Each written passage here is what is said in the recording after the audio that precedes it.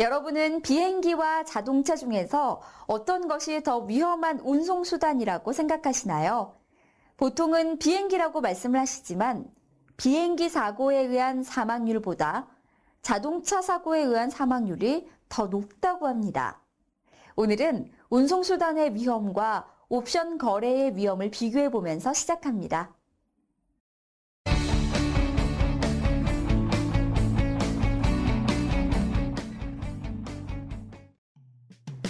자동차 사고로 인한 사망률이 비행기 사고로 인한 사망률보다 높은 이유는 아마도 더 많은 사람들이 더 많이 움직이기 때문일 텐데요. 그렇다면 위험한 자동차 사고에서 완전히 벗어나려면 어떻게 해야 할까요? 자동차를 운전하지도 타지도 않는다면 완벽하게 사고 위험으로부터 벗어날 수 있을 것입니다. 그리고 또 하나, 움직이지 않는 자동차를 타면 절대로 사고가 날 리가 없습니다. 하지만 그런 움직이지 않는 자동차, 운송수단으로서의 가치가 없겠죠.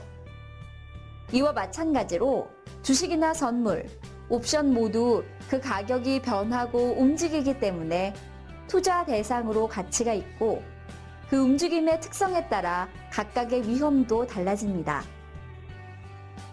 자, 우리는 비행기를 탈 때 구명조끼 착용법과 위기 상황 시 탈출 방법을 배웁니다. 또 자동차를 탈 때 안전벨트를 매고 과속을 하지 않고 신호를 지켜야 하죠. 이렇게 사고 위험에 대처하는 방법을 익힌다고 해서 사고가 발생하지 않는 것은 아니지만 그 피해를 최소화시킬 수 있도록 하는 게 바로 안전수칙입니다. 안전벨트를 매고 운전하면 답답할 수 있지만 사고가 났을 때 생명을 지켜줍니다. 그게 익숙해지다 보면 오히려 안전벨트를 안 하고 운전하면 불안해지죠. 옵션 거래에서의 위험 관리가 바로 안전벨트와 같습니다. 거래에 제약이 주어지고 수익도 줄어드는 것 같아서 답답할 수 있지만 거래가 오래 유지되도록 해주며 시간이 지날수록 위험 관리 없이 거래한다는 것은 생각할 수 없게 되는 것과 똑같은 이치입니다. 옵션을 거래할 때 발생하는 위험은 모두 가격의 움직임에서 발생합니다. 따라서 가격의 움직임이 어떤 요인으로 인해서 어떻게 얼마나 변화하는지를 이해할 수 있으면 그 변화에 대해 어떻게 대응할지 사전에 계획할 수 있습니다. 계획된 안전수칙에 따라 움직이는, 즉 적절히 위험이 관리되는 수준에서 거래를 하게 되면 비록 손실이나 사고를 당하게 되는 경우에도 치명적인 수준의 손실이나 사고로부터 벗어날 수 있게 되는 것입니다. 자세한 내용은 이슈인사이드에서 계속됩니다. 오늘은 옵션의 가격 변동 위험과 민감도, 옵션의 시간 가치 특성에 기민하는 위험, 그리고 증거금 급증 위험에 대해 알아보겠습니다.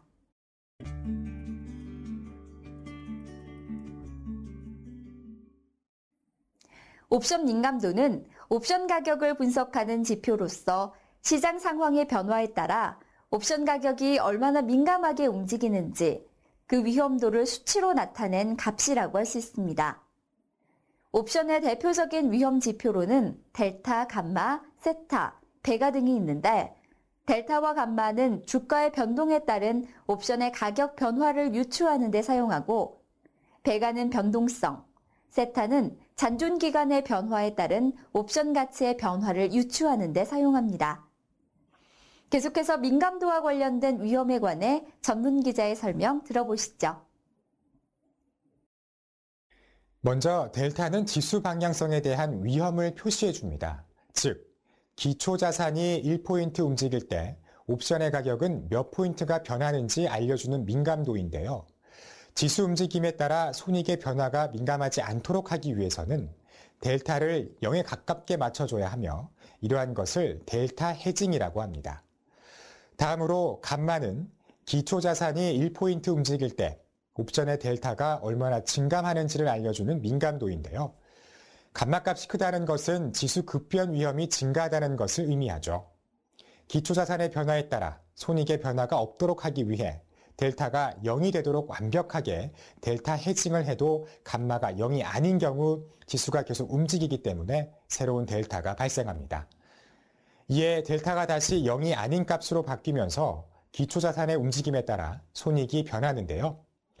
감마의 값이 큰 경우 새로운 델타가 빠르게 증가하게 되기 때문에 기초자산의 움직임에 손익의 변화가 덜 민감하게 반응하도록 하기 위해서는 델타뿐만 아니라 감마의 규모를 줄여야 합니다. 세타는 시간 가치가 얼마나 빨리 감소하는지를 알려주는 지표입니다. 즉, 잔존 일수가 하루 줄어드는 동안 옵션의 가격이 얼마나 변하는지를 알려주는 민감도인데요. 감마와 비교해서 부호는 반대이지만 절대값은 세타와 감마가 함께 증가하거나 감소하게 됩니다. 따라서 지수의 변동에 민감하게 반응하도록 감마를 많이 열어놓는 포지션의 경우 시간의 흐름에 따라 시간가치 감소도 많이 진행되므로 감마가 큰 포지션의 경우 길게 포지션을 보유하게 되면 지수 변화에 따른 감마 효과를 충분히 보기 전에 시간가치가 먼저 축소돼 버릴 수도 있습니다. 따라서 보유할 기간에 따라 세타를 참고해서 감소된 시간가치를 미리 계산하고 그에 따른 포지션 규모를 결정해야 합니다. 배가는 내재 변동성이 1%포인트 변할 때 옵션의 가격이 몇 포인트 변하는지를 알려주는 민감도입니다. 기초자산의 움직임 규모나 속도에 비해 손익이 큰 폭으로 변화한 경우 이 부분은 내재 변동성의 증감에 의한 것으로 계산합니다. 따라서 배가를 사용해서 내재 변동성이 얼마나 손익에 반영되었는지를 확인할 수 있습니다.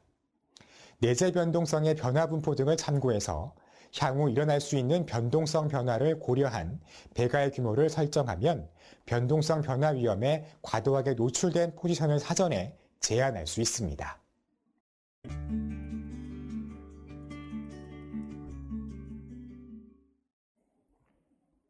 옵션의 가격은 내재 가치와 시간 가치라는 두 가지 요소로 구성된다는 것 알고 계시죠?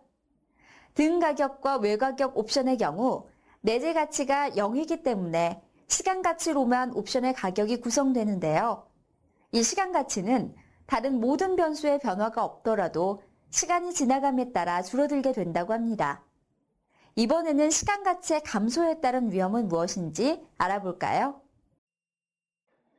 시간 가치가 많이 남아있는 옵션을 매수해서 방향성 거래를 하는 경우 지수의 움직임에 맞는 옵션 거래를 했더라도 지수의 움직임이 느리게 이동하는 경우엔 시간 가치 감소에 의해 같은 기간 선물에서는 수익이 발생했더라도 옵션 프리미엄은 소폭 증가하거나 오히려 감소하는 경우도 있습니다.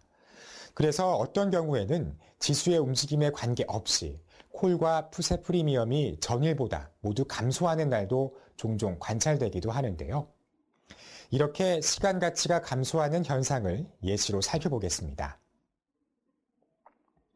우선 한 달 정도 사이에 옵션의 시간 가치가 얼마나 줄어들었는지 화면을 비교해 보겠습니다.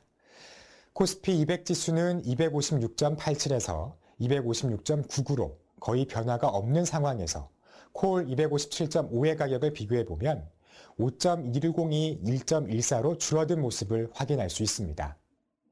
이때 풋 257.5도 5.15에서 1.70으로 줄어든 것을 볼 수 있습니다.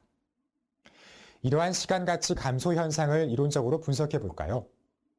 기초자산의 가격과 변동성 수준, 금리에 따라 조금씩 그 수치가 차이가 날 수 있지만 기초자산의 가격은 2600.00포인트, 변동성은 20%, 금리는 3%일 때 콜옵션의 이론가를 사용해서 시간가치 감소를 화면과 같이 정의하면 표와 같이 구해집니다. 잔존 만기가 줄어들수록 시간가치 감소율은 더욱 증가된다는 것을 확인할 수가 있는데요. 이를 시각화해서 그래프로 나타내면 화면과 같습니다. 이와 같이 최종 거래일에 다가갈수록 시간가치 감소 비율은 더욱 크게 증가하기 때문에 최종 거래일쯤에서 옵션 네이키드 매수 전략 사용 시에는 시간가치 감소 비율이 증가하는 특성을 고려해서 포지션 보유를 얼마나 할 것인지를 결정합니다. 자, 이제까지 시간 경과에 따라 시간 가치가 감소하는 경우를 살펴봤습니다. 이번에는 내재 변동성 감소와 시간 가치가 함께 감소하는 경우를 살펴보겠습니다.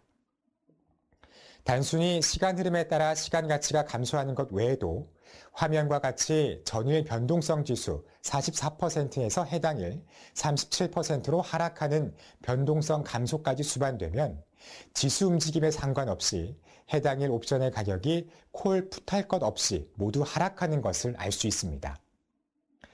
결론적으로 옵션 매수 포지션을 보유하고자 할 때는 이와 같은 시간가치 감소 현상들을 감안해서 보유 수량 및 기간에 대한 합리적인 결정이 필요한 것입니다. 예를 들어 적정한 옵션 매수 계약수를 계산하고자 할 때 투자 자금으로 매도 가능한 최대 계약수를 매수 계약수의 최대 한도로 한정시키는 것이 과도한 규모의 매수 거래를 제한하는 하나의 방법이 될 겁니다.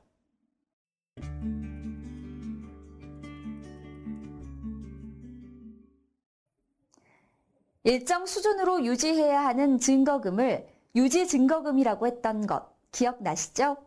매일의 옵션 가격이 변화함에 따라 증거금 수준도 함께 변하게 되는데요. 이때 유지 증거금 수준 이하로 떨어지면 추가 납부를 요구하는 마진콜이 발생한다고 했습니다. 증거금이 갑작스럽게 증가할 때 어떻게 관리해야 할까요? 전문 기자의 설명 들어보시죠. 지수가 급변하거나 내재 변동성이 급등하는 경우 위탁해야 하는 증거금이 큰 폭으로 증가하게 됩니다. 여기서 위탁 증거금의 증가는 유지 위탁 증거금의 증가를 의미하고 이 유지 위탁 증거금 수준보다 예탁금이 낮아지게 되면 추가 증거금에 납부를 해야 하는 상황인 마진콜이 발생하죠. 이러한 상황에서 추가 증거금을 납부할 수 있는 정도의 자금이 충분하지 않을 경우 포지션을 유지하거나 해지하지 못하고 청산해버릴 수밖에 없는 상황에 놓일 수밖에 없습니다. 그래서 어쩔 수 없이 모든 포지션을 청산하고 신규로 다시 포지션을 잡고 싶어도 이미 위탁 증거금이 증가된 상황에서는 기존 포지션보다 작은 규모의 포지션으로만 진입할 수가 있죠. 선물의 경우도 지수가 급변할 때는 정산 차금의 결제로 인해 예탁금이 감소하지만 옵션의 경우에는 내재 변동성까지 급등하는 경우가 겹치게 되면 증거금의 증가폭이 훨씬 커집니다. 증거금이 증가하는 것을 쉽게 유추하는 방법으로는 이론 가격을 구해서 그 가격의 차이가 증거금의 증가분으로 보는 방법인데요. 화면과 같이 지수만 급락한 경우와 지수와 변동성이 함께 급변한 경우 등의 이론가를 구해보면 증거금의 증가 추이를 대략 예상할 수 있습니다. 표에서 볼 수 있는 것처럼 지수만 급락했을 때도 이론 가격이 크게 증가하지만 변동성 증가가 수반되는 경우 그 변동성이 증가 정도에 따라 이론 가격이 추가로 더 커지는 것을 알 수 있습니다. 실례로 리먼 사태가 발생한 2008년, 그 여파로 인해 10월 15일 대비 10월 16일 코스피 200 지수는 9.55%에 해당하는 16.65포인트가 하락하고 내재 변동성은 30% 정도가 증가됐는데요. 이때 풋 155의 증거금은 110% 이상 증가됐습니다. 즉, 투자 자금이 1억 원인 투자자가 15일에 위탁 증거금이 1억 원 정도만 포지션을 갖고 있었다면 16일에는 그 포지션의 위탁 증거금이 2억 원 이상으로 증가하고 유지 증거금은 1.4억 원 정도 계산되면서 바로 마진콜 상황이 되는 겁니다. 이때 15일에 보유한 포지션의 위탁 증거금의 규모를 3천만 원 또는 5천만 원 수준으로 관리하였다면 16일에 증거금이 급증하게 되었더라도 마진콜을 당하지 않고 포지션을 관리할 수 있었을 겁니다. 결론적으로 옵션 포지션을 꾸준히 유지하기 위해서는 자금이 충분히 여유 있도록 관리하는 것이 중요합니다. 투자 자금의 30%에서 50% 규모의 위탁 증거금을 유지하는 경우 증거금이 급증할 때도 포지션을 관리하는 데 큰 어려움을 겪지 않을 수 있습니다. 오늘은 옵션 거래에서의 가격 변동 위험과 민감도, 시간 가치가 감소함에 따라 또 증거금이 급증함에 따라 발생하는 위험을 살펴보고 이들을 어떻게 관리해야 하는지 이야기했습니다.